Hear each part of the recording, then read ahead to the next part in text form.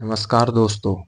आज हम बात करने वाले हैं सुप्रीम कोर्ट के एक आदेश की, जिसमें सुप्रीम कोर्ट ने जूनियर लॉयर को लेकर के एक आदेश पारित किया है। सुप्रीम कोर्ट ने कहा है कि जूनियर होना आचार संहिता का पालन करने से छूट नहीं देता है। सुप्रीम कोर्ट ने बिना शर्त के माफी मांगने की भी बात कही है।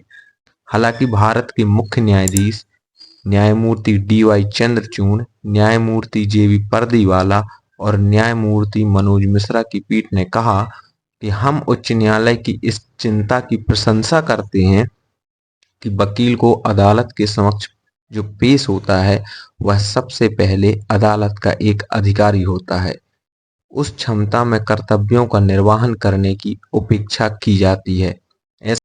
ऐसा कहने के बाद हम जानते हैं कि इस मामले में वकील बार न्यायालय में जूनियर है।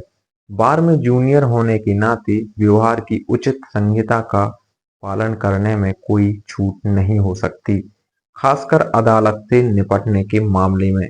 साथ ही पीठ ने कहा, हमें इसमें कोई संदेह नहीं है कि यदि वकील उच्च न्यायालय के विद्वान एकल न्यायाधीश के समक्ष लिखित व्यक्तिगत माफी मांगता है, तो विद्वान न्यायाधीश उचित आदेश पारित करके सहानुभूतिपूर्ण दृष्टिकोण अपनाएंगे।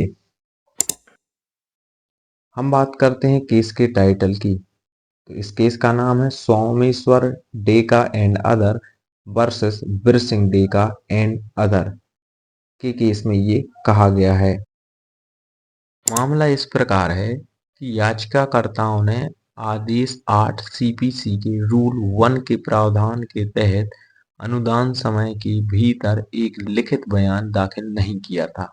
90 दिनों की निर्धारित अवधि से 22 दिनों की देरी के बाद याचिकाकर्ताओं ने उक्त देरी को माफ करने और लिखित बयान को स्वीकार करने के लिए याचिका दायर की थी, जिसके अनुसरण में ट्रायल कोर्ट ने याचिकाकर्ताओं पर 20,000 रुपये का जुर्माना लगाया था। इस प्रकार याचिकाकर्ताओं द्वारा उच्च न्यायालय के समक्ष भारत के संविधान के अनुच्छेद 227 के तहत आवेदन दायर करके जुर्माना लगाने के आदेश का विरोध किया गया था। इसी प्रकार की और वीडियो पाने के लिए हमारे वीडियो को लाइक करें और चैनल को सब्सक्राइब करें। धन्यवाद।